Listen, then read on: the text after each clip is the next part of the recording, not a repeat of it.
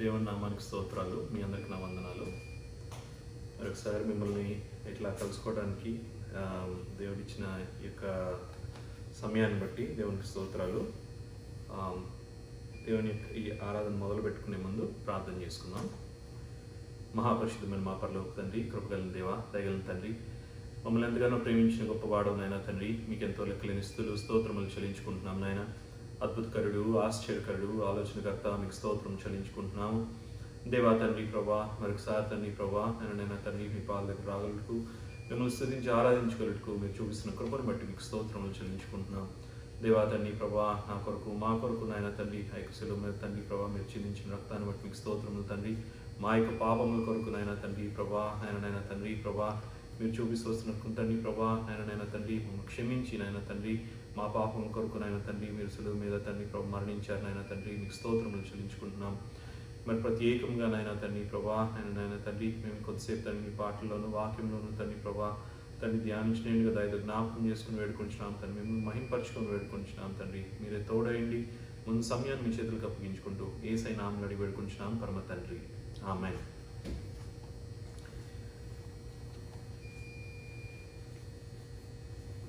పాటలు పాడుకుందాం.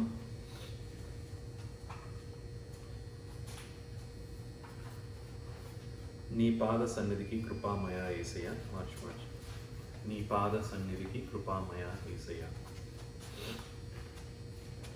నీ పాద సన్నిధికి కృపామయ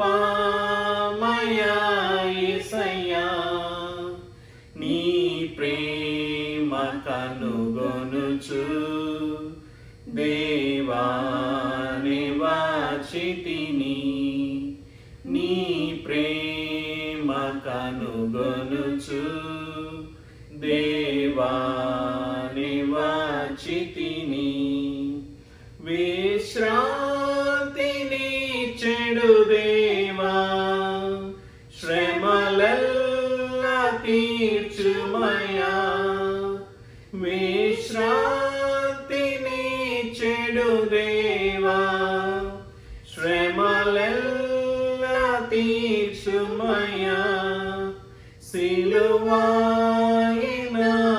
ఆశ్రయము హాయిగా నచటుండెదను. సిలువాయిన ఆశ్రయము హాయిగా నచటుండెదను. నీ పాద సన్నిధికి కృపామయ యేసయ్య, నీ ప్రేమ కనుగొనుచు దేవా నివాచితిని, నీ ప్రేమ కనుగొనుచు దేవా నివాచితిని. నరమాత్రుడవు నీవు కావు, మొరనాలకించుము. నరమాత్రుడవు నీవు కావు, మొరనాలకించుము. మనసార ప్రార్థించుచు యేసుని దరి చేరెదను. మనసార ప్రార్థించుచు యేసుని దరి చేరెదను. నీ పాద సన్నిధికి కృపామయ యేసయ్య, నీ ప్రేమ కనుగొనుచు దేవా నివాచితిని, నీ ప్రేమ కనుగొనుచు దేవా నివాచితిని. ఆశతో నీ ముఖమును నేను ఆసక్తితో చూడా, ఆశతో నీ ముఖమును నేను ఆసక్తితో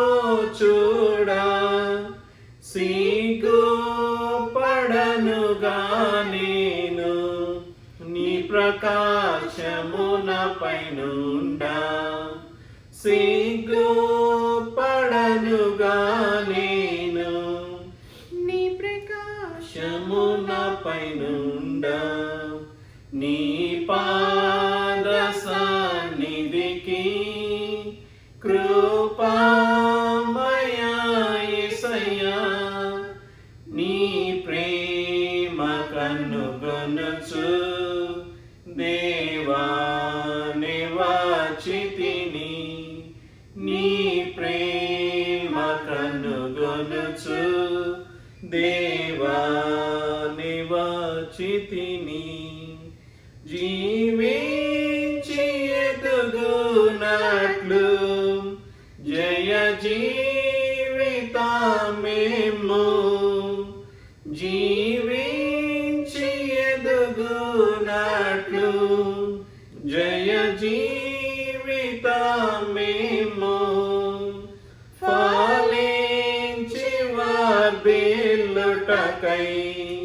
ప్రభువా నీ కృపనిమ్ము జీవించి వర్ధిల్లుటకై ప్రభువా నీ కృపనిమ్ము నీ పాద సన్నిధికి కృపామయా యేసయ్యా నీ ప్రేమ కనుగొనుచు దేవా నివాచితిని నీ ప్రేమ కనుగొనుచు దేవా నివాచితిని సియోను మూలరాయి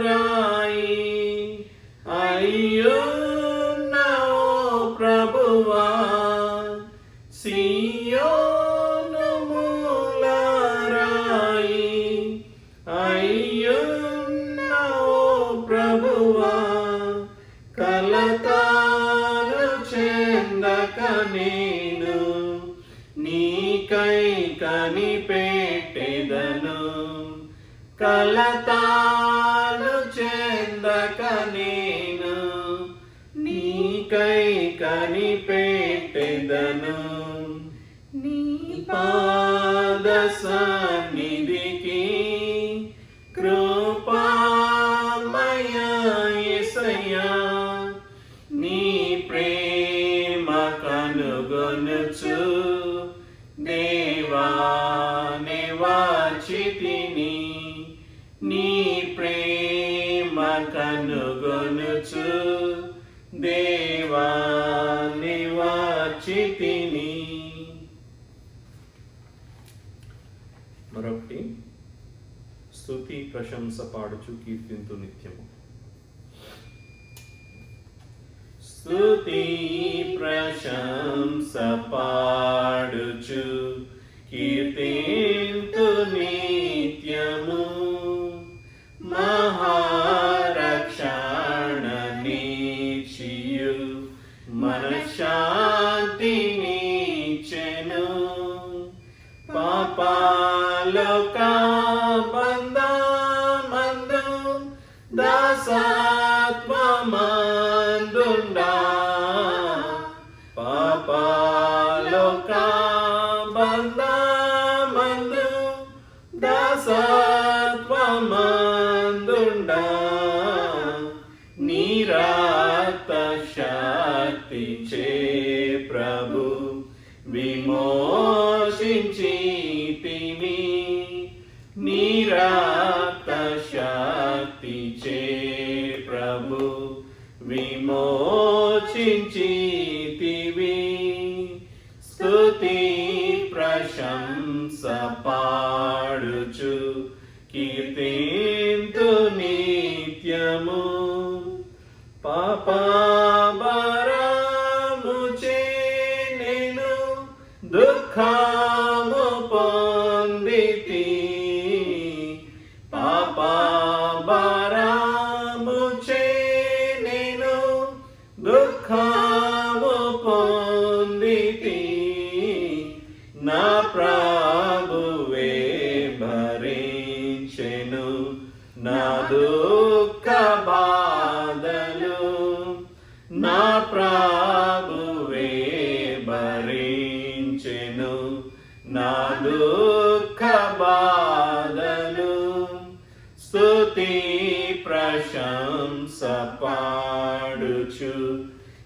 కీర్తింతు నిత్యము. హృదయాంధకారము చెనేను దారి తొలగితి. హృదయాంధకారము చెనేను దారి తొలగితి. ప్రభువే జ్యోతియాయెను సత్య మార్గము చూపే. ప్రభువే జ్యోతియాయెను సత్య మార్గము చూపే. స్తుతి ప్రశంస పాడుచు కీర్తింతు నిత్యము. పెంటాకుప్ప నుండి నన్ను లేవనెత్తితివి. పెంటాకుప్ప నుండి నన్ను లేవనెత్తితివి. దరిద్రుడనైనా నన్ను రాజుగా చేసితివి. దరిద్రుడనైనా నన్ను రాజుగా చేసితివి. స్తుతి ప్రశంస పాడుచు కీర్తింతు నిత్యము. మహారక్షణనీచియు మనశ్శాంతినిచ్చెను. మరి పాట రక్షకుడా యేసు ప్రభు స్తోత్రము దేవా.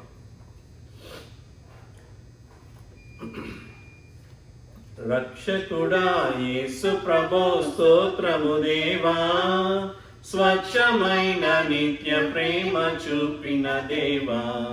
స్వచ్ఛమైన నిత్య ప్రేమ చూపిన దేవా. రక్షకుడా దేవుడైన పక్షమైన విరోధెవ్వడు. దేవుడైన పక్షమైన విరోధెవ్వడు. దూతలైనను ప్రధానులైనను.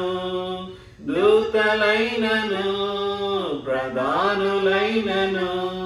ప్రభు ప్రేమ నుండి నన్ను వేరు చేయునా. క్రీస్తు ప్రేమ నుండి నన్ను వేరు చేయునా. రక్షకుడా రక్షకుడా యేసు ప్రభు స్తోత్రము దేవా. స్వచ్ఛమైన నిత్య ప్రేమ చూపిన దేవా. స్వచ్ఛమైన నిత్య ప్రేమ చూపిన దేవా. రక్షకుడా సర్వలోక రక్షణకై సిలువనెక్కెను. సర్వలోక రక్షణకై సిలువనెక్కెను. శ్రమ అయినను బాధ అయినను. శ్రమ అయినను బాధ అయినను. ప్రభు ప్రేమ నుండి నన్ను వేరు చేయునా. క్రీస్తు ప్రేమ నుండి నన్ను వేరు చేయునా. రక్షకుడా రక్షకుడా యేసు ప్రభు స్తోత్రము దేవా. స్వచ్ఛమైన నిత్య ప్రేమ చూపిన దేవా. స్వచ్ఛమైన నిత్య ప్రేమ చూపిన దేవా. రక్షకుడా మరణమున్ జయించి క్రీస్తు తిరిగి లేచెను. మరణమున్ జయించి క్రీస్తు తిరిగి లేచెను. మరణమైనను జీవమైనను. మరణమైనను జీవమైనను. ప్రభు ప్రేమ నుండి నన్ను వేరు చేయునా. క్రీస్తు ప్రేమ నుండి నన్ను వేరు చేయునా. రక్షకుడా రక్షకుడా యేసు ప్రభు స్తోత్రము దేవా. స్వచ్ఛమైన నిత్య ప్రేమ చూపిన దేవా. స్వచ్ఛమైన నిత్య ప్రేమ చూపిన దేవా. రక్షకుడా ఎన్నడైనా మారని మా యేసుడుండగా, ఎన్నడైనా మారని మా యేసుడుండగా, ఉన్నవైనను రానున్నవైనను, ఉన్నవైనను రానున్నవైనను, ప్రభువు ప్రేమ నుండి మమ్ము వేరు చేయునా. హల్లెలూయా హల్లెలూయా ఆమేన్ హల్లెలూయా. రక్షకుడా రక్షకుడా యేసు ప్రభు స్తోత్రము దేవా, స్వచ్ఛమైన నిత్య ప్రేమ చూపిన దేవా, స్వచ్ఛమైన నిత్య ప్రేమ చూపిన దేవా, రక్షకుడా. మరి పాట, నీ జల్దరు వృక్షపు నీడల్లో నేను ఆనందభరితుడినైతిని.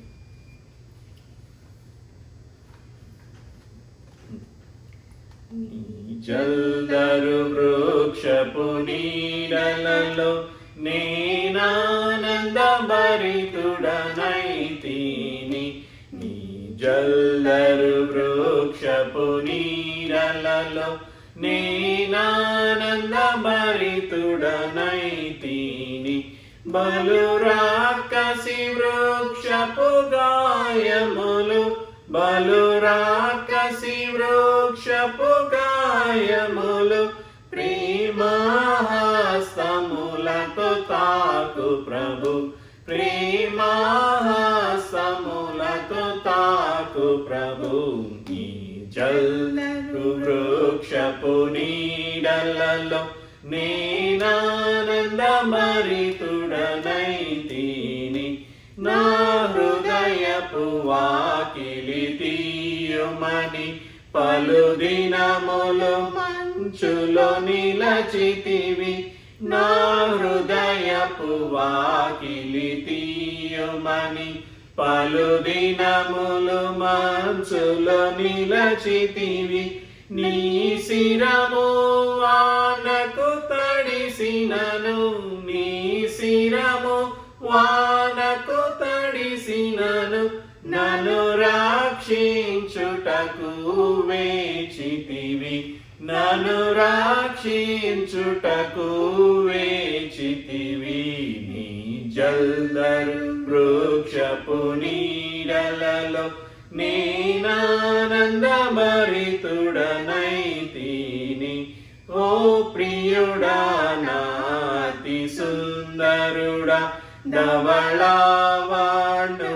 నా అతి ప్రియుడా, ఓ ప్రియుడా నా అతి సుందరుడా, ధవళవర్ణుడా నా అతి ప్రియుడా, వ్యసనాక్రాంతుడుగా మార్చబడి, వ్యసనాక్రాంతుడుగా మార్చబడి, నీ సొగసును నాకు నొసగితివి, నీ సొగసును నాకు నొసగితివి.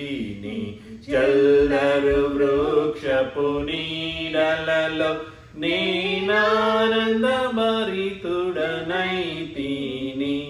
నీ పరిమళ పుష్ప సుగంధములు నా రోత హృదయమును నింపినవి. నీ పరిమళ పుష్ప సుగంధములు నా రోత హృదయమును నింపినవి. ద్రాక్షారసదారల కన్న మరి, ద్రాక్షారసదారల కన్న మరి, నీ ప్రేమే ఎంతో అతి మధురం, నీ ప్రేమే ఎంతో అతి మధురం. నీ జల్దరు వృక్షపు నీడలలో నేనానందభరితుడనైతిని. నీ విందు శాలకు నడిపించి రాజులు యాజకులతో చేర్చితివి. నీ విందు శాలకు నడిపించి రాజులు యాజకులతో చేర్చితివి, జీవాహారము నాకందించి, జీవాహారము నాకందించి, పరమగీతములను నేర్పితివి, పరమగీతములను నేర్పితివి. నీ జల్లరు వృక్షపు నీడలలో నేనానందభరితుడనైతిని. కొద్దిసేపు కీర్తనలు చూసుకుందాం.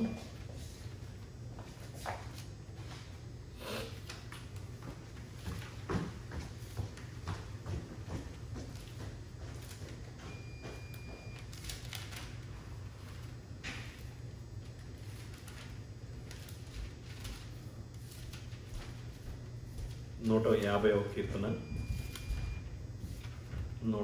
కీర్తన అందరం కలిసి చదువుకుందాం. 150వ కీర్తన. యెహోవాను స్తుతించుడి, ఆయన పరిశుద్ధాలయమునందు దేవుని స్తుతించుడి. ఆయన బలమును ప్రసిద్ధి చేయు ఆకాశ విశాలమందు ఆయనను స్తుతించుడి. ఆయన పరాక్రమ కార్యములను బట్టి ఆయనను స్తుతించుడి. ఆయన మహాప్రభావమును బట్టి ఆయనను స్తుతించుడి. బోర ధ్వనితో ఆయన్ను స్తుతించుడి. స్వరమండలముతోనూ సితారతోనూ ఆయన్ను స్తుతించుడి. తంబురతోనూ నాట్యముతోనూ ఆయన్ను స్తుతించుడి. తంతి వాద్యములతోనూ పిల్లన గ్రోవితోనూ ఆయనను స్తుతించుడి. మ్రోగు తాళములతోనూ ఆయన్ను స్తుతించుడి. గంభీర ధ్వనిగల తాళములతో ఆయన్ను స్తుతించుడి. సకల ప్రాణులు యెహోవాను స్తుతించుదురుగాక. యెహోవాను స్తుతించుడి. మనకిక్కడ దేవుని యొక్క వాక్యము మనందరికి తెలిసింది ఏంటంటే, ముందుగా దేవుని ఏం చేయాలి? స్తుతించాలంట కదా. మన పట్ల దేవునికి ఉన్న ప్రేమ చూస్తే కనుక మనము కొత్త నిబంధన గ్రంథంలో మనకి రెండు ఆజ్ఞలు ఉన్నాయి కదా. ఒకటేమో దేవుడిని ప్రేమించడం, ఇంకొకళ్ళేమో మన వలె పొరుగు వారిని ప్రేమించడం కదా. అది దేవుడు చాలా సింపుల్గా 2 ఆజ్ఞలు ఉన్నాయి. మనకి పాత నిబంధనలు ఎన్నైతే ఆజ్ఞలు ఉన్నాయో, 10 ఆజ్ఞలు ఏవైతే ఉన్నాయో, మనందరికి తెలిసిన 10 ఆజ్ఞలు, మోషేకి ఇచ్చిన 10 ఆజ్ఞలు ఏవైతే ఉన్నాయో, వాటన్నిటిని దేవుడు ఏం చేశాడు? వాటన్నిటిని తీసుకొచ్చి దేవుడు 2 ఆజ్ఞల్లో పెట్టాడు కదా. 2 ఆజ్ఞలు ఎంత క్లుప్తంగా దేవుడు మనకు అర్థమయ్యేటట్టు ఈజీగా పెట్టాడు కదా. అంటే ఏదైనా సరే దేవుడిని ప్రేమించడం అంటే ఏంటి? ఇక్కడ మనల్ని దేవుడు ఎలా ప్రేమించాడు? నీకు ఏది తగలకుండా. ఇప్పుడు ఈ 150 కీర్తనలో చూస్తే కనుక ప్రతి ఒక్క వచనము నిన్ను కాపాడటానికి, నువ్వు దేవుని దగ్గరికి వెళ్ళినప్పుడు దేవుడు నిన్ను ఎలా కాపాడుతున్నాడు కదా. ఆయన యొక్క చూస్తే ఇప్పుడు 2వ వచనం చూస్తే, 2, 3 వచనాలు చూస్తే, ఆయన పరాక్రమ కార్యములను బట్టి ఆయన స్తుతించండి. ఆయన చేసిన కార్యములు, నీ పట్ల నా పట్ల చేసిన కార్యములు ఎన్నో ఉన్నాయి. స్తుతించడానికి కూడా టైం సరిపోదు కదా. నువ్వు చిన్నప్పటి నుంచి చూసుకుంటే కనుక మనం చేసిన పాపములను బట్టి కానీ, మనం చేసిన ఇతరుల మీద మాట్లాడిన మాటలను బట్టి కానీ ఎన్నో పాపములు చేస్తూ వచ్చాం కదా. ఈ రోజున నువ్వు ఇక్కడ నిలబడి ఉన్నావంటే దానికి కారణం దేవుడు కదా. అటువంటి పాపములు చేసినా సరే దేవుడిని నిలబెట్టుకొని, నిన్ను రక్షించుకొని కదా, ఇక్కడ రక్షించుకొని నిన్ను కాపాడుతూ వస్తూ ఉన్నాడు కదా. దాని అంతటికి కారణము దేవుని యొక్క ప్రేమ, నీ మీద ఉన్న ప్రేమ కదా. సో అలానే మనకి మొదటి ఆజ్ఞ చూసుకుంటే కనుక, దేవుని యొక్క మొదటి ఆజ్ఞ చూసుకుంటే దేవుడిని ముందు ప్రేమించమన్నాడు కదా. ఆయన తప్ప వేరే దేవుడు ఉండకూడదు నీలో. దేవుడు కాకుండా వేరే యొక్క ప్రయారిటీ ఉండకూడదు కదా. అంటే నీ యొక్క జీవితంలో మొదటిగా నీకు ఉండాల్సింది మొదటి స్థానం ఎవరికి ఇవ్వాలంట? దేవునికి ఇవ్వాలి కదా. అదే దేవుని యొక్క ఆజ్ఞ. మొదటి స్థానం దేవునికి. నీ పిల్లలకు కాదు, నీ భార్యకి కాదు, నీ ఉద్యోగానికి కాదు, ఈ దేనికి కాదు, దేవునికి మొదటి స్థానం. దేవుడికి కేటాయించాల్సిన సమయము దేవునికి ఇవ్వాలి. దేవుడు చెప్పిన పనిని ముందు నువ్వు చేయాలి. అది దేవునికి ఇస్తున్న అది దేవుడికి మొదటి స్థానం ఇవ్వటం అంటే కదా. ఎటువంటి ప్రాబ్లమ్స్ వచ్చినా, ఎటువంటి సమస్యలు వచ్చినా సరే, ఎటువంటి వాటిలో నువ్వు చిక్కుకున్నా సరే, దేవునికి మొదటి స్థానం ఇస్తే ఆ యొక్క చిక్కుల నుంచి, ఆ యొక్క ఏదైతే నీకు ఉన్నాయో సమస్యలు, వాటన్నిటి గురించి దేవుడు చూసుకుంటాడు కదా. ఇంకొకటి ఏంటి? దేవుని యొక్క 2వ ఆజ్ఞ, నీ వల్ల నీ పొరుగు వారిని ప్రేమించడం. అది చాలా కష్టమైన పని కదా మనకి. మొదట అయినా ఏదో ఒక రకంగా చేస్తామేమో, కానీ రెండోది అయితే మాత్రం అబ్బో అది చాలా కష్టం అండి కదా. అంటే నీ వల్ల నీ పొరుగు వాళ్ళని ఎలా ప్రేమిస్తారండి? మామూలుగా అసలు నేను కొనుక్కునే అన్ని వాళ్ళ పక్కన వాళ్ళకి ఇవ్వాలంటే కాదు, అట్లా కాదు. దేవుడు మాట్లాడేది ఏంటంటే ఇక్కడ ఒకటి మెయిన్గా నువ్వు ఏదైతే నీ దగ్గర ఉందో, కానీ లేకపోతే ఏదైతే పక్కన వాళ్ళు ఏదైనా సమస్యతో ఉన్నప్పుడు కానీ, ఏదైనా బాధలో ఉన్నప్పుడు కానీ, ఇబ్బందిలో ఉన్నప్పుడు కానీ, నీ దగ్గర ఉన్నప్పుడు వాళ్ళతో పంచుకోవడం కదా. వాళ్ళు బాధలో ఉన్నప్పుడు నువ్వు వెళ్ళి పంచుకోవడం వాళ్ళతో, అది అట్లా నీ నీ పిల్లల మీద నువ్వు ఏదైతే ప్రేమ చూపిస్తావో, నీ యొక్క కుటుంబం మీద నువ్వు ఏదైతే ప్రేమ చూపిస్తావో, పక్కన వాళ్ళు కూడా అదే ప్రేమ నువ్వు కనబరచాలంట కదా. అది దేవుడు నీ దగ్గర నుంచి కోరుకుంటున్నది కదా. అది ఏంటంటే అది అలా మన జీవితం కూడా దేవుడు మన పట్ల దేవుడు అదే కోరుకుంటా ఉన్నాడు. దినదినము మనం దేవునిలో అభివృద్ధి చెందాలి, దినదినము దేవునిలో ఎదగాలి. అదే దేవునిలో ఎదగటం అంటే కదా. మనము చాలాసార్లు ఈ యొక్క 150 కీర్తన చూస్తే కనుక ప్రతి ఒక్క వచనంలో ప్రతి ఒక్కటి దేవుణ్ణి స్తుతించడం. మనకంటూ ఉన్నది ఏంటంటే దేవుడు మన పట్ల, మన కుటుంబం పట్ల, మన పరిసర ప్రాంతాల్లో మనకి ఎన్ని కష్టాలు ఉన్నా సరే దేవుడు అన్నిటి త్రూ నువ్వు తీసుకొస్తానే ఉన్నాడు కదా. ప్రతి ఒక్కరు చాలామందికి ఏంటంటే చాలా క్వశ్చన్స్, దేవుడు ఇన్ని కష్టాలు నాకు ఒక్కడికే ఎందుకు ఇవ్వాలి, అందరికీ ఇవ్వచ్చు కదా, ఇదే కష్టము, నన్ను ఈ స్థితిలో నన్ను ఎందుకు ఉంచాలి, అందరినీ కూడా ఇది అందరు బాగానే ఉన్నారు కదా, నా ఒక్కడికే ఈ స్థితి ఎందుకు అంటే అది ఒక ఏర్పాటు కదా. దేవుడు ప్రతి ఒక్కరి పట్ల ఒక ఏర్పాటు ఉంటుంది. ఆ ఏర్పాట్లో కూడా దేవుడు ఏం చేస్తున్నాడు, నిన్ను వదిలిపెట్టట్లా. దేవుడు ఆకాశ పక్షులను నేను విడవనన్నాడు, అటువంటి వాటిని విడవని వాటిని నేను నిన్ను ఎలా వదిలిపెడతానంటున్నాడు దేవుడు కదా. అటువంటి కష్టాల్లో కూడా దేవుడు ఏం చేస్తున్నాడు, నిన్ను కాపాడుతూ వస్తూ ఉన్నాడు అనమాట కదా. ప్రతి ఒక్కరము అది జ్ఞాపకం చేసుకొని మనకిచ్చినది మన జీవితంలో దేవుడు మనకి ఇచ్చినవి గుర్తుపెట్టుకొని దేవుని స్తుతిస్తూ ఉండాలి కదా. అటువంటి కీర్తన మన జీవితంలో మనము ఆరాధిస్తూనే ఉండాలి కదా.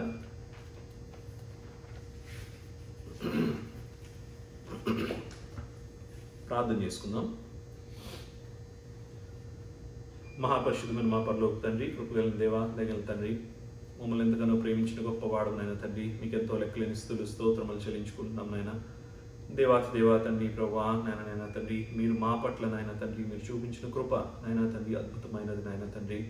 ఆ యొక్క శిలువ మీద తండ్రి ప్రభా నాయన తండ్రి, మా పాపముల కొరకు నాయన తండ్రి మీరు చిందించిన రక్తమును బట్టి నాయన తండ్రి మీకు స్తోత్రములు చెల్లించుకుంటున్నాం.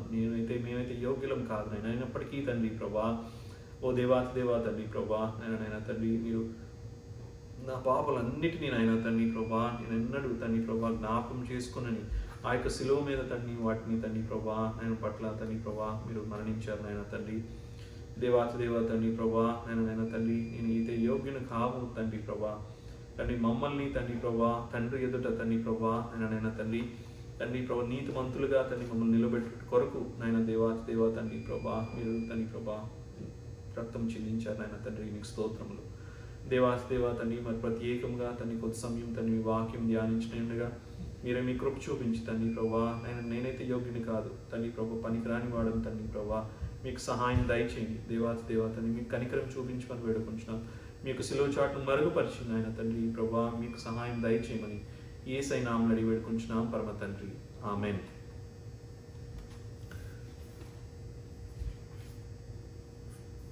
మనందరికీ ఒకటి తెలిసింది ఏంటంటే, దేవుని కొరకు మీరు దేవుని దగ్గరికి వచ్చారు, దేవుడు మిమ్మల్ని రక్షించుకున్నాడు కదా. మీరు చేసిన పనులను బట్టి కాదు, కానీ దేవుని యొక్క చిత్తంలో ఉన్నారు కాబట్టి మిమ్మల్ని దేవుడు రక్షించుకున్నాడు కదా. దానికి ఒక ఇది ఉంది, అంటే దానికి ఒక దేవుడు ప్రతి ఒక్కరిని ఆయన యొక్క చిత్తంలో దేవుడు ప్రతి ఒక్కరికి ఒక్కొక్క ఆయన యొక్క సంకల్పం ఉంటుంది, ఆయన ప్రయోజనం ఆయన యొక్క ఉద్దేశించిన రీతిగా మన జీవితంలో జరుగుతూ వస్తూ ఉంటుంది కదా.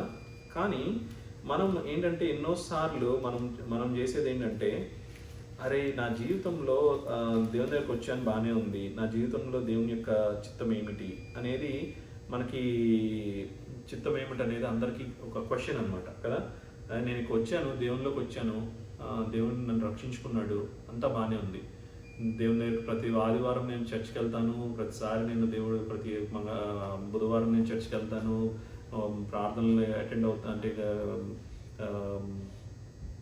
అవుతూ ఉంటాను కదా, అన్నీ చేస్తూ ఉంటాను. కానీ నీ యొక్క చిత్తము, దేవుని యొక్క చిత్తము నీ యొక్క జీవితంలో నీకు తెలుసా అనేది మనం చూసుకుంటే కనుక ఒక 2 వచనాలు, ఫిలిప్పీలకు రాసిన పత్రిక 2వ అధ్యాయము 12 నుంచి 13 వరకు మనం చదువుకుందాం. ఫిలిప్పీలకు రాసిన పత్రిక 2వ అధ్యాయము 12 నుంచి 13 వరకు. కాగా నా ప్రియులారా, మీరెల్లప్పుడూ విధేయులై ఉన్న ప్రకారము నా ఎదుట ఉన్నప్పుడు మాత్రమే గాక మరి ఎక్కువగా నేను మీతో లేని ఈ కాలమందును భయముతోనూ వణుకుతోనూ మీ సొంత రక్షణను కొనసాగించుకొనుడి. ఎందుకనగా మీరు ఇచ్చించుటకును కార్యసిద్ధి కలుగుచేయుటకును తన దయా సంకల్పము నెరవేరుటకై మీలో కార్యసిద్ధి కలుగుచేయువాడు దేవుడే. ఇక్కడ మనందరము ఇక్కడ చూస్తే ఈ యొక్క వచనం 12వ వచనం చూస్తే కనుక మీరు గమనించారో లేదో కానీ చాలా వరకు క్రైస్తవులు, మనకు అన్యజనుల గురించి మాట్లాడుకోవాల్సిన అవసరం లేదు, క్రైస్తవులు, మరి ముఖ్యంగా క్రైస్తవులు ఏంటంటే క్రైస్తవులతో కూడి ఉన్నప్పుడు ఒక రకంగాను, క్రైస్తవులు లేనప్పుడు ఒక రకంగాను వాళ్ళు ప్రవర్తిస్తూ ఉంటారు కదా. క్రైస్తవులు ఉన్నప్పుడు ఒక రకంగా, చర్చ్లో ఉన్నప్పుడు ఒక రకంగా, చర్చ్లో లేనప్పుడు ఒక రకంగా ప్రవర్తిస్తూ ఉంటాం కదా. ఎందుకంటే మనము చర్చ్లో ఉన్నప్పుడు ఏంటంటే మనం బుద్ధిమంతులుగా ఉండాలి కదా, మనం ఎటువంటి చెడ్డ పనులు చేయకూడదు, ఏది చర్చ్ యొక్క ఆవరణలో కదా, అంతే. చర్చ్ నుంచి బయటకు వచ్చినప్పుడు మన యొక్క పరిస్థితి ఎలా ఉంటుంది అనేది ఒకసారి గమనించుకోవాలి కదా. చర్చ్ నుంచి బయటకు వెళ్ళిన తర్వాత మన ఆలోచనలు, బుద్ధులు, చూపులు, తలంపులు అన్నీ మారిపోతున్నాయి అంట కదా. అదే దేవుడు ఇక్కడ మనకి జ్ఞాపకం చేస్తూ ఉన్నాడు.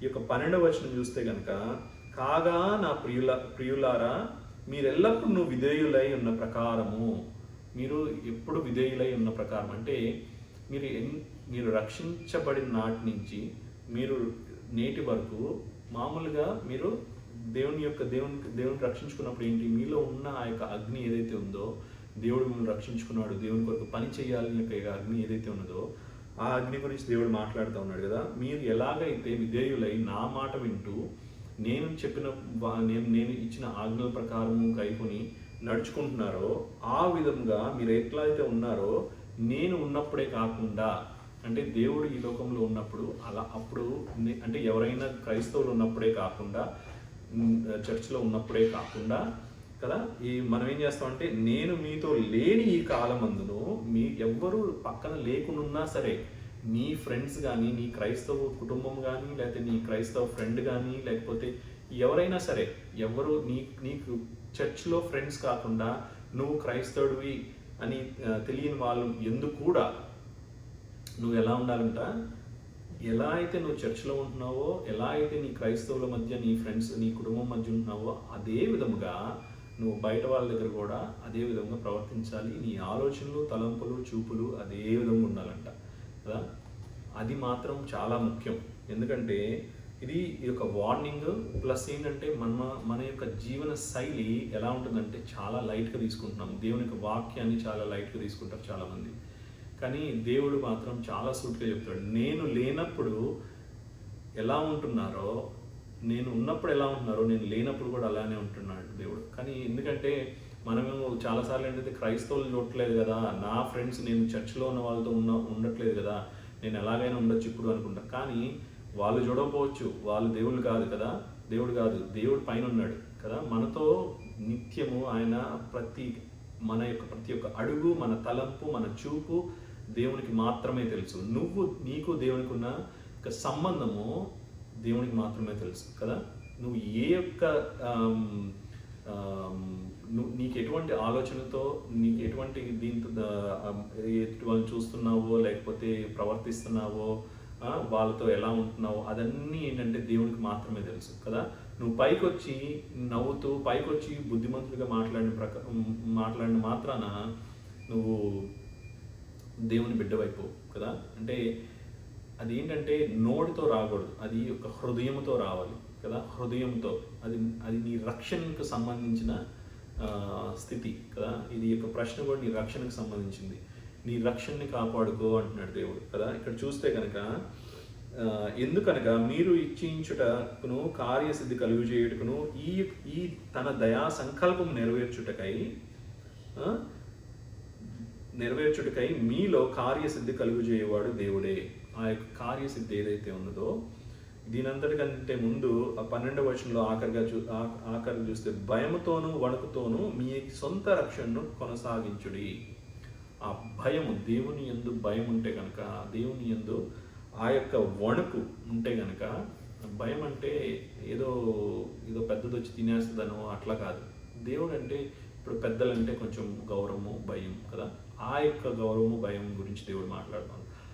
అటువంటి భయం కనుక నీలో దేవుని పట్ల ఉంటే నువ్వు ఏదైతే ఆలోచన చేస్తున్నావో, ఏదైతే చూపులు చూస్తున్నావో, ఎటువంటి నడవడికైతే బయటకు వెళ్ళి నడుస్తున్నావో దేవుని బిడ్డలు లేనప్పుడు కానీ, లేకపోతే దేవుడు చూడట్లేదు అనుకుంటావు కానీ దేవుడు ప్రతి ఒక్కటి గమనిస్తూ ఉన్నాడు. నువ్వు ఆఖరి దినాన ప్రతి ఒక్క పని నువ్వు ఏదైతే చేస్తున్నావో ప్రతి ఒక్కటి నువ్వు మాత్రమే సమాధానం చెప్పాలి.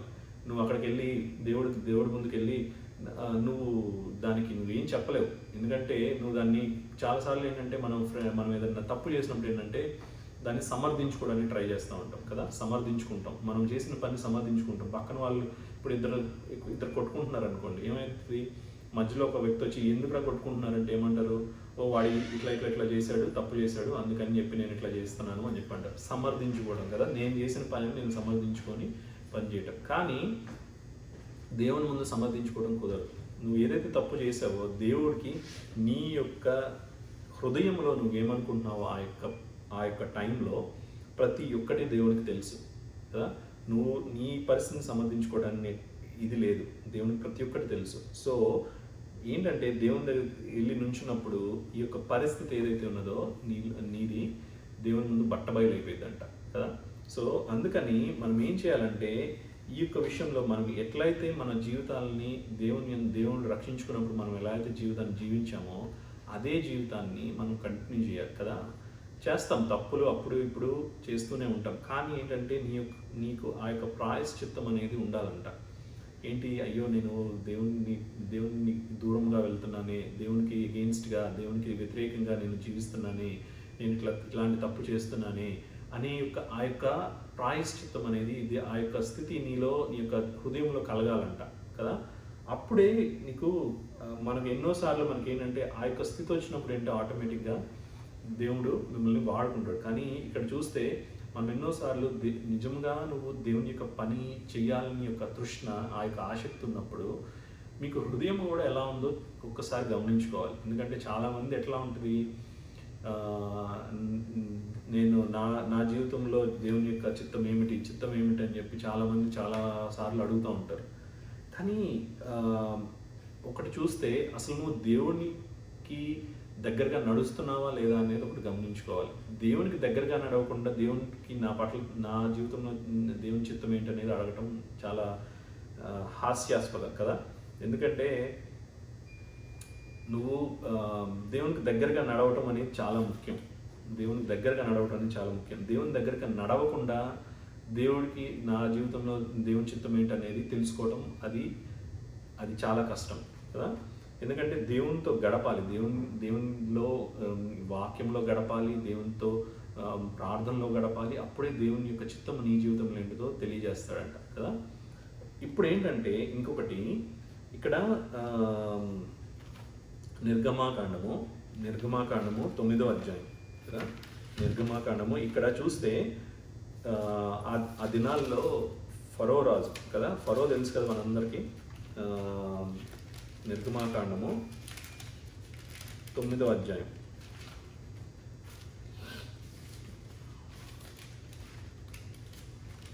నిర్గమాకాండం 9వ అధ్యాయం 16వ వచనం. దేవుడికి అందరి జీవితాల్లో దేవుడు ప్రతి ఒక్కరిని నియమించుకున్నాడు కదా. ఇక్కడ ఈ యొక్క రాజు ఎవరైతే ఉన్నారో ఎవరున్నారు ఇక్కడ, ఫరో రాజు ఉన్నాడు కదా. ఇక మనకి అందరి తెగుళ్ళ గురించి తెలుసు, 10 తెగుళ్ళు ఎట్లా వచ్చినాయి ఐగుప్తు దేశానికి అందరికి తెలుసు కదా. దాని దగ్గరికి వెళ్ళాం కానీ ఇక్కడ ఒక వచనం ఉంది, చాలా గమనించాల్సిన వచనం. నిర్గమాకాండం 9:16లో, నా బలమును నీకు చూపునట్లును భూలోకమందంతట నా నామమును ప్రచురము చేయునట్లును ఇందుకే నేను నిన్ను నియమించి తిని. కదా, ఎవరు నియమించాడంట? దేవుడు ఫరో రాజుని నియమించింది ఎవరు? దేవుడు. ఫరో ఏమో నేనే గొప్ప అని చెప్పి అనుకుంటా ఉన్నాడు, కానీ అక్కడ చూడండి, ఆ యొక్క పరిస్థితుల్లో కూడా దేవుడు ఆ రాజుని అక్కడ పెట్టాడంట, ఆయనే నియమించాడు అక్కడ. కదా, ఏంటంటే ఇక్కడ దేవుడు ఏం చెప్పదలుచుకున్నాడంటే ప్రతి ఒక్కరికి ఒక దేవుడు ఉద్దేశించే ప్రకారం జరుగుతుందంట. కదా, ఇంకొక వచనము సామెతలు 20వ అధ్యాయము 5వ వచనం. సామెతలు 20వ అధ్యాయము 5వ వచనం, నరుని హృదయంలోని ఆలోచన లోతు నీళ్ల వంటిది, వివేకము గలవాడు దానిని పైకి చేదుకొనును.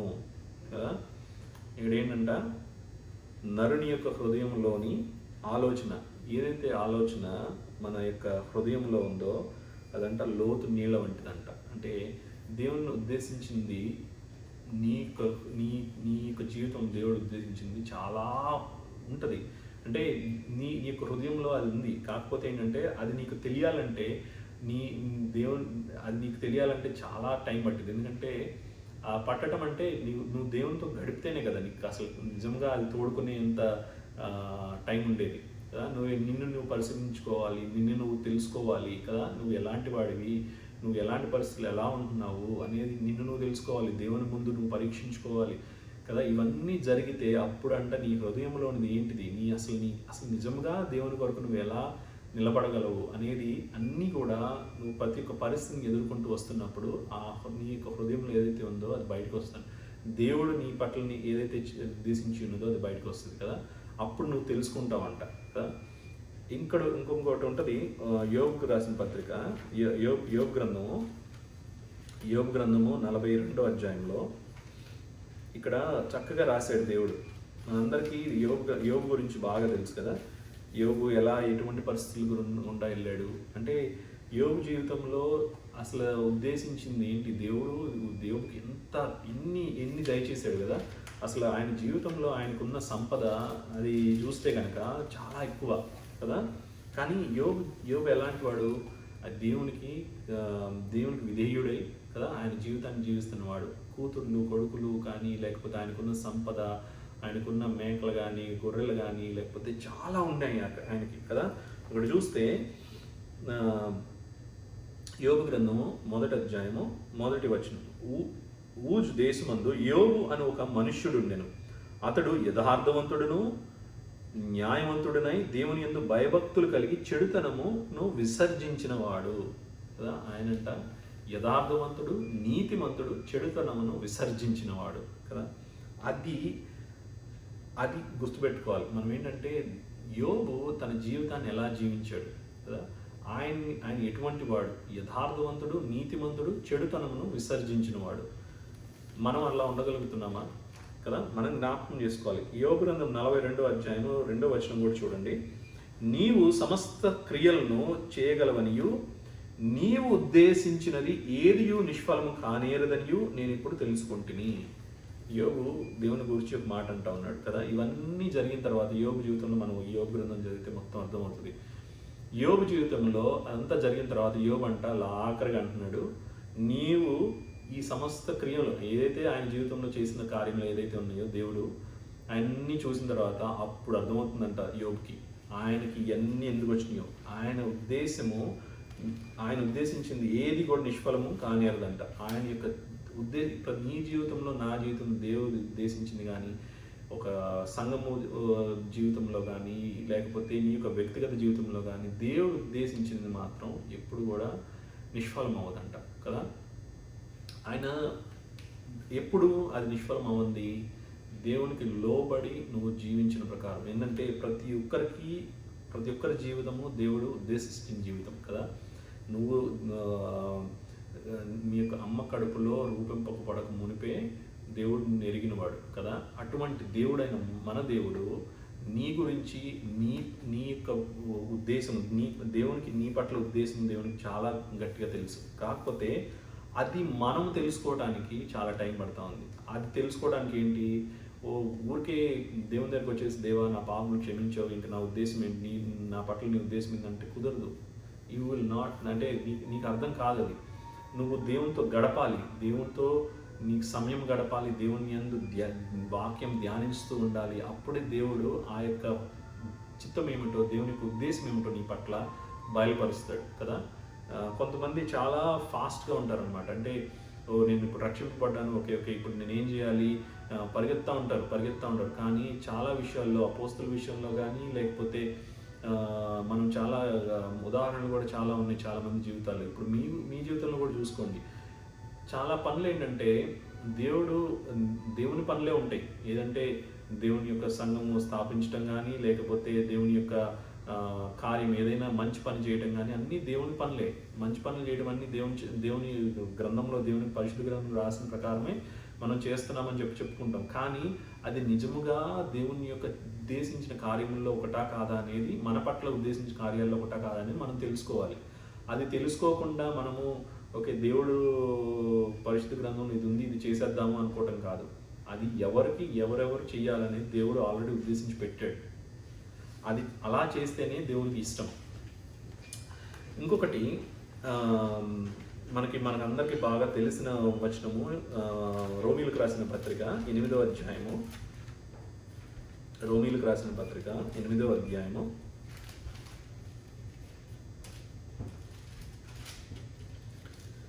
8:28 కదా. రోమీలకు రాసిన పత్రిక 8వ అధ్యాయము 28వ వచనం ఏముంది ఇక్కడ? అతడు తిరిగి వెళ్ళుచు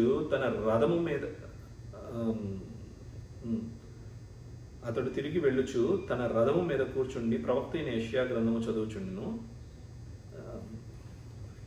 రోమీలకు రాసిన పత్రిక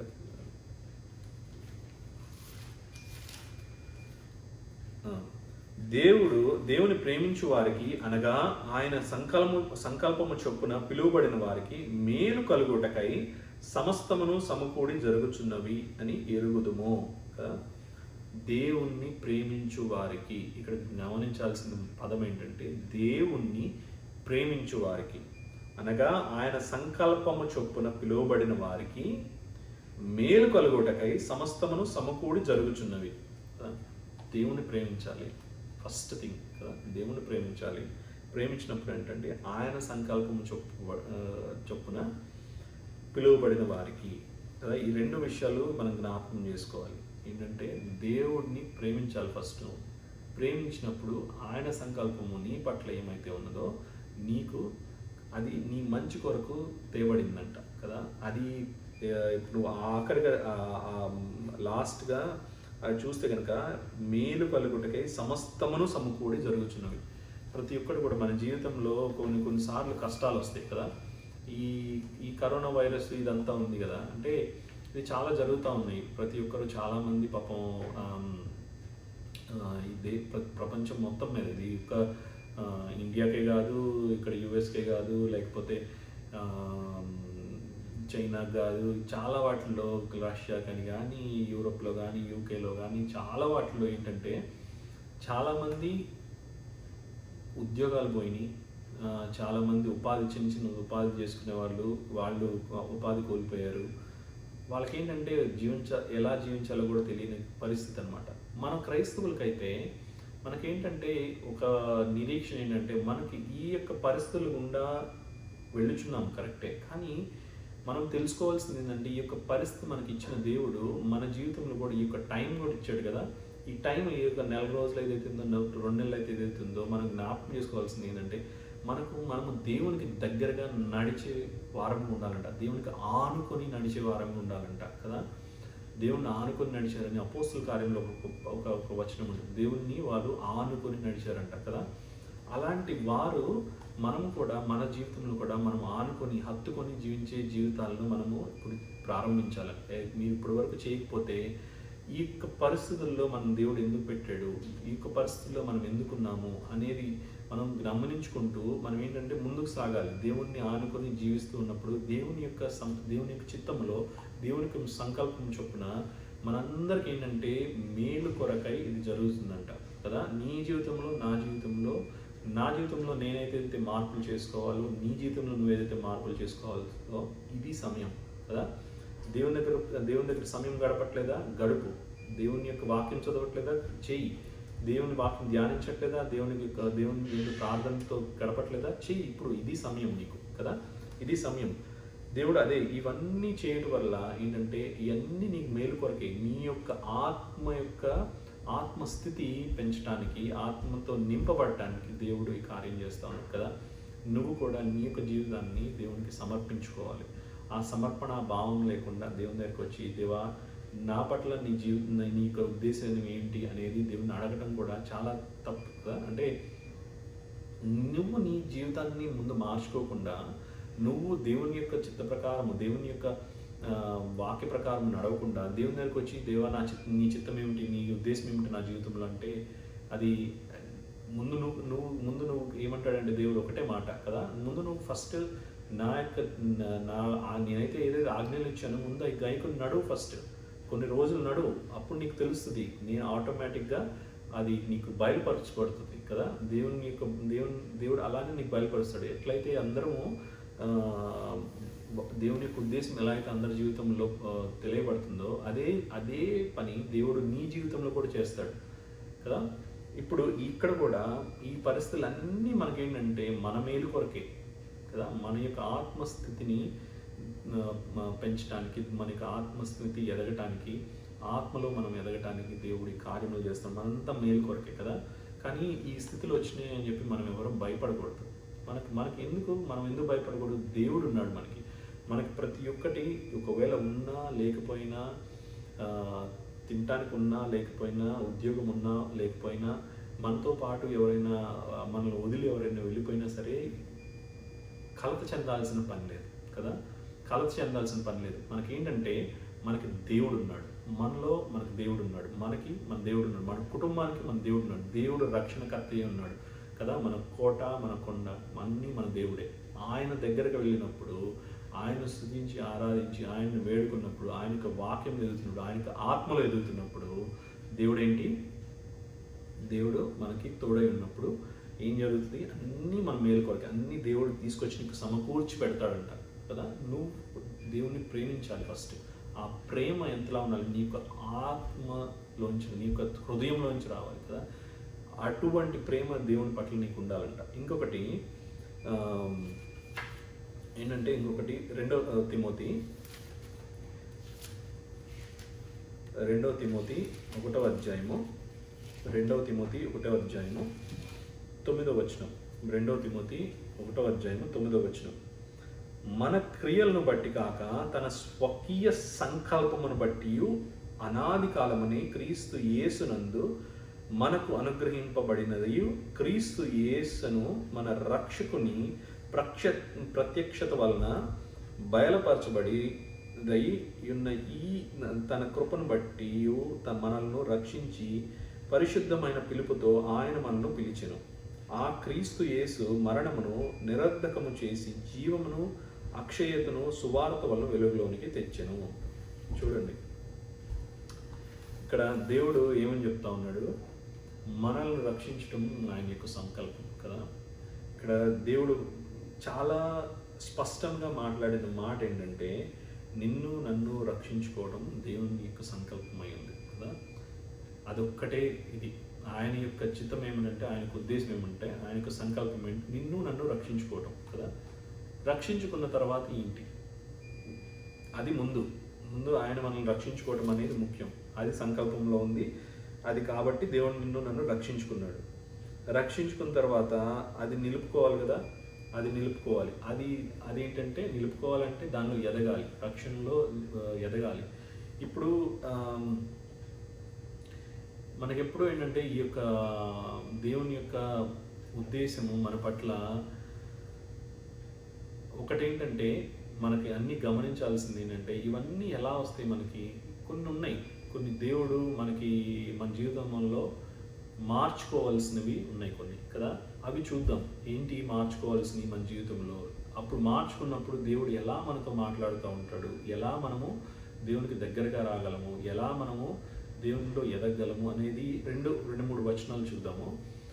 మనందరికీ తెలుసు ఆత్మఫలాలు అంటాం కదా. ఆత్మఫలాలు అంటే అదొక పెద్ద టాపిక్ యాక్చువల్లీ. అంటే అదొక పెద్ద మాట్లాడుకోవాల్సింది, అంటే అది చాలా పెద్దది. కాకపోతే ఏంటంటే 2-3 విషయాలు మాట్లాడుకుందాం. గలతీయులకు రాసిన పత్రిక, మనందరికి తెలిసిన వచనము గలతీయులకు రాసిన పత్రిక 5వ అధ్యాయము 21-22 కదా. మనందరికి తెలిసినది గలతీయులకు రాసిన పత్రిక. నేను చదువుతాను. గలతీయులకు రాసిన పత్రిక 5వ అధ్యాయము 21-22 కదా.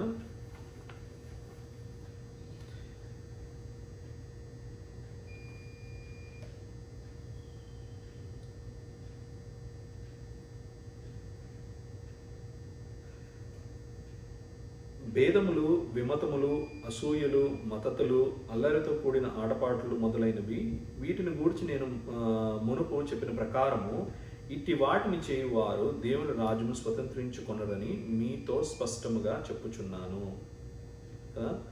ఇంకొకటి 22 వచనంలో చూస్తే కనుక ఇది ఆత్మఫలం కదా. అయితే ఆత్మఫలమేమనగా, ఇది ఆత్మఫలం కదా. ఆత్మఫలము అంటే ఏంటి? దేవునికి దగ్గరగా నడిచినప్పుడు, దేవునికి ఆనుకొని నడిచినప్పుడు, దేవునిలో నువ్వు దేవునికి మొదటి స్థానం నీ జీవితంలో ఇచ్చినప్పుడు ఈ యొక్క ఆత్మఫలము నువ్వు చూస్తావంట కదా. నీ జీవితంలో ఈ ఆత్మఫలం నువ్వు చూస్తావు. అప్పుడు ఏంటివి?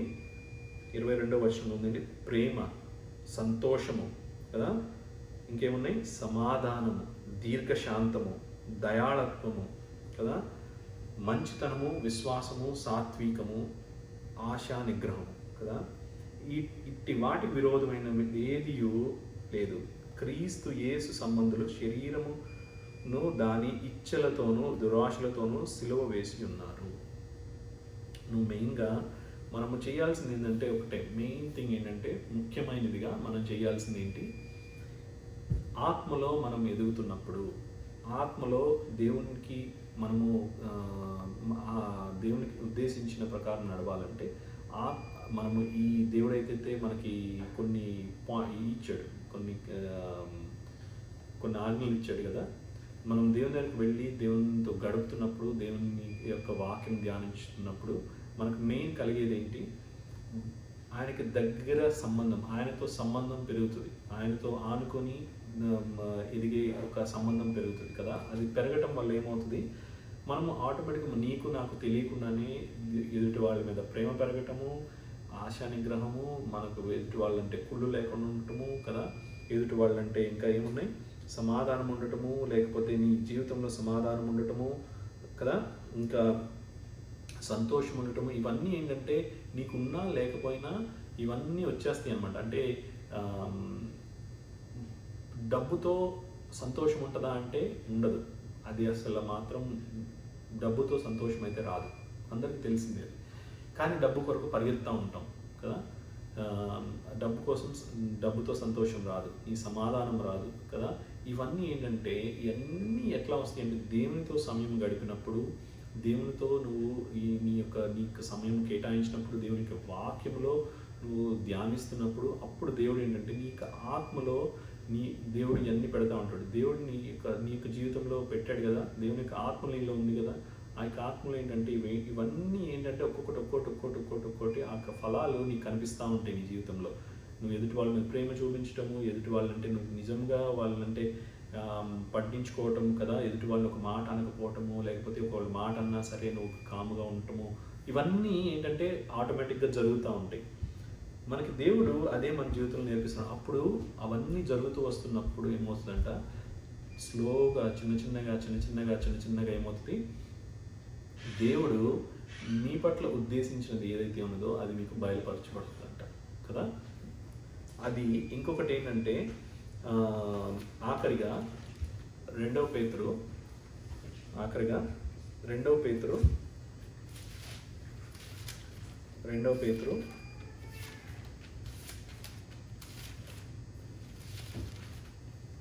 2వ పేతురు ఒకటో అధ్యాయము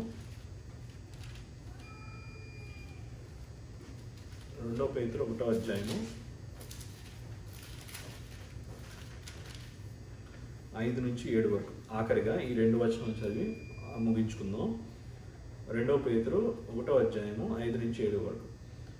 ఈ హేతువు చేతనే మీ మట్టుకు మీరు పూర్ణ జాగ్రత్త గలవారై మీ విశ్వాసమందు సద్గుణమును, సద్గుణమునందు జ్ఞానమును, జ్ఞానమందు ఆశానిగ్రహమును, ఆశానిగ్రహమునందు సహనమును, సహనమునందు భక్తిని, భక్తి యందు సహోదర ప్రేమను, సహోదర ప్రేమయందు దయను అమర్చుకొనుడి.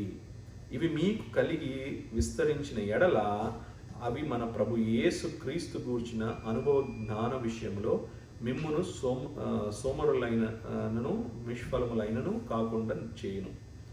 ఇవి ఎవనికి లేకపోవునో వాడు తన పూర్వ పాపములకు శుద్ధి కలిగిన సంగతి మరిచిపోయి గ్రుడ్డివాడును, దూరదృష్టి లేని వాడునగును. ఇవి దేవుడు మనకి చూపిస్తున్నవి. ఇవన్నీ ఏంటంటే దేవుడు మనకి జీవితంలో మనకి ఏమైతే లభిస్తాయో, అంటే దేవుడి పట్ల దేవుడు ఏమైతే చేస్తూ ఉంటాడో మన జీవితంలో, కార్యం ఏదైతే చేస్తూ ఉంటాడో ఇవన్నీ మన జీవితంలో జరుగుతాయంట. మీరు ఎప్పుడైతే దేవుని పట్ల నిలిచి ఉంటారో, దేవునితో ఆ యొక్క సంబంధం ఏర్పడుతుందో, దేవుని పట్ల మీరు ఎప్పుడైతే మీరు వాక్యంలో ఎక్కువ గడుపుతారో, మీరు ఎప్పుడైతే దేవుని యందు ప్రార్థనలో గడుపుతూ ఉంటారో అప్పుడు ఏమవుతుందంట, ఆ హేతువుల చేతనే మీరు విశ్వాసమందును, సద్గుణమును, జ్ఞానమందును, ఆశానిగ్రహమునందును, సహనమును, ఇవన్నీ ఒక్కొక్కటి మీ జీవితంలో జరుగుతూ వస్తాయి ఉంటాయి కదా. అలా జరుగుతూ వస్తున్నప్పుడు ఏమవుతుందంటే ఆటోమేటిక్గా మీరు తెలియకుండానే దేవుడు మీ దేవుని యొక్క జీవితంలో మీకు ఉద్దేశించినది ఏదైతే ఉన్నదో మీకు కనపరచబడుతుంది, మీకు బయలుపరచబడుతుంది కదా. మనము ఏదో నా జీవితంలో దేవుడు ఏం ఉద్దేశించాడని చెప్పి అన్నీ మనం చాలాసార్లు ఏంటంటే అది ఏం చేయాలని చెప్పి చాలా మందిని అడుగుతూ ఉంటారు కదా. నా జీవితంలో దేవుడు ఏం చేయాలనుకుంటున్నాడు అని చెప్పి వేరే వాళ్ళ దగ్గర అడుగుతూ ఉంటాడు కదా. అది ఎవరిని అడగాల్సిన పని లేదు, దేవుడు మీకు బయలుపరుస్తాడు. అది మీలోనే ఉంది, మిమ్మల్ని ఉద్దేశించింది ఒక ప్రకారము, ఆ ప్రకారమే దేవుడు చేస్తూ ఉంటాడు. ఈ యొక్క ప్రయాణంలో ఏంటంటే మీరు దేవుని ప్రేమించకపోయినా, దేవుని యొక్క ఆజ్ఞలు గైకొనిపోయినా, దేవునితో సమయం గడకపోయినా, దేవుడు ఉద్దేశించినది ఏదైతే ఉన్నదో మీకు బయలుపరచబడదు కదా. అది బయలుపరచబడినప్పుడు మీరు దేవుని దగ్గరికి వచ్చి మళ్ళీ వచ్చి పదే పది దేవుడు నా జీవితంలో ఏం ఉద్దేశించాడు చెప్పండి అని చెప్పి దేవుడు ఏం చెప్పడు. మీరు ముందు ఫస్ట్ మీరు దేవునికి దగ్గరగా నడిస్తేనే ఆ యొక్క దేవునికి ఉద్దేశించినది మీలో బయలుపరచబడుతుంది. ఇవన్నీ బయలుపరచబడాలంటే మనకి కావాల్సింది ఏంటంటే ఆ యొక్క ఆత్మఫలం, అంటే అది సెకండ్ స్టెప్. తర్వాత థర్డ్ స్టెప్ ఏంటంటే ఆత్మఫలాలు. ఫస్ట్ స్టెప్ ఏంటంటే దేవునికి ఆజ్ఞలు గైకొంటాం. ఆజ్ఞలు గైకొన్నప్పుడు ఏమవుతుంది అంటే, ఆజ్ఞలు అంటే దేవుని ప్రేమించటము, పొరుగు వారిని ప్రేమించడం ఫస్ట్ది.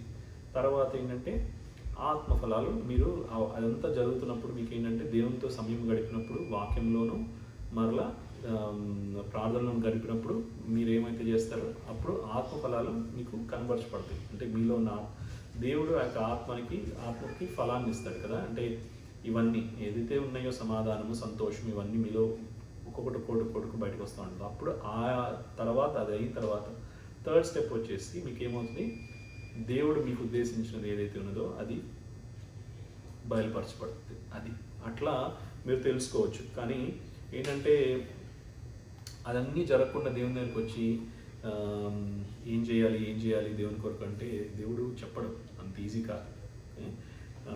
ఈ కొద్ది వాక్యం దేవుని దీవించుగాక. ప్రార్థన చేసుకుందాం. మహాపరిశుద్ధమైన మా పరలోక తండ్రి, కృపగల దేవా, దయగల తండ్రి, మమ్మల్ని ఎంతగానో ప్రేమించిన గొప్పవాడు నాయన తండ్రి, మీకు ఎంతో లెక్కలేని స్థుతులు స్తోత్రములు చెల్లించుకుంటున్నాం నాయన. అద్భుతకరుడు, ఆశ్చర్యకరుడు నాయన తండ్రి, మీకెంతో లెక్కలేని స్థుతులు స్తోత్రములు చెల్లించుకుంటున్నాం తండ్రి. దేవాతి దేవా తండ్రి ప్రభా, మరి ప్రత్యేకంగా ఈ సమయాన్ని అయినా తండ్రి ప్రభా మీరు మా పట్ల తండ్రి ఉద్దేశించినది తండ్రి ప్రభా, నైనా తండ్రి మేము తెలుసుకోగలుగుటకు తండ్రి ప్రభా నాయన తండ్రి మీరు తండ్రి ప్రభా మేము తండ్రి ప్రభా మీ యొక్క తండ్రి వాక్యమును గైకొని ధ్యానించి తండ్రి ప్రభా మిమ్మల్ని ఆనుకొని జీవించే జీవితాలను తండ్రి ప్రభా మాకు దయచేయమని వేడుకుంటున్నాం. అద్భుతకరుడు నాయన తండ్రి ప్రభా మమ్మల్ని రక్షించుకున్న విధానం బట్టి మీకు స్తోత్రం. అవును నాయన తండ్రి ప్రభా మీ యొక్క సంకల్పంలో ఉన్నాం కాబట్టి మమ్మల్ని రక్షించుకున్నాం నాయన తండ్రి. మా యొక్క క్రియలను బట్టి కాదు తండ్రి ప్రభా, మా యొక్క మంచి పనులను బట్టి కాదు నాయన తండ్రి ప్రభా, మీ యొక్క సంకల్పంలో తండ్రి ప్రభా మేము ఉన్నాం కాబట్టి మమ్మల్ని రక్షించుకున్నాం నాయన తండ్రి. మీకు స్తోత్రములు తండ్రి ప్రభా. మరి ప్రత్యేకంగా తండ్రి ప్రభా ఆయన దేవాతి దేవ తండ్రి ప్రభా మీకు వాక్యమును గైకొని తండ్రి ప్రభా నాయన తండ్రి ధ్యానించి తండ్రి ప్రభా మీలో ఎదగలుగుటకు నా యొక్క సంబంధం తండ్రి ప్రభా నాయన తండ్రి మేము తండ్రి ప్రభా మీకు దగ్గరగా రాగలుగుటకు మీకు దగ్గరగా వచ్చి మిమ్మల్ని ఆనుకొని తండ్రి ప్రభా మేము ముందుకు సాగలుగుటకు తండ్రి ప్రభా మీకు సహాయం దయచేయమని వేడుకుంటున్నాం.